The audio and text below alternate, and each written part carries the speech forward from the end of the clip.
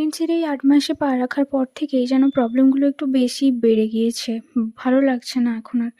সবথেকে বেশি প্রবলেম হয় ঘুম থেকে ওঠার পর এই পিঠ বা কোমরে খুব অস্বস্তি যন্ত্রণা। সত্যি বলতে এখন বুঝতে পারি যে মা ঠিক কতটা প্রবলেম সহ্য করেছে আমাদের জন্য। আগে বলতো মা যে মা হবি যখন বুঝতে পারবি। সত্যি বলতে এখন বুঝতে পারি ঠিক কতটা প্রবলেম হয় একটা মা হতে গেলে।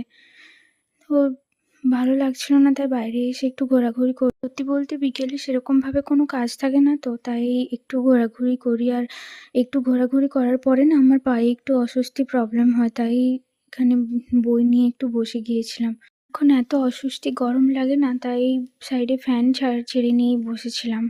ক্রাফটের ভিডিওগুলো একটু কমই দিচ্ছি, কারণ আমি এখন আর একটু বেশিক্ষণ বসতে গেলেই প্রবলেম হয়, তাই আর বসে থাকতে পারি না। তাই আর বাড়ির লোকেরাও একটু বকাঝকা করে যদি আমি বসি, তাই এখন ক্রাফটের ভিডিও দিতে পারছি না। তোমরা একটু প্লিজ পাশে থেকো।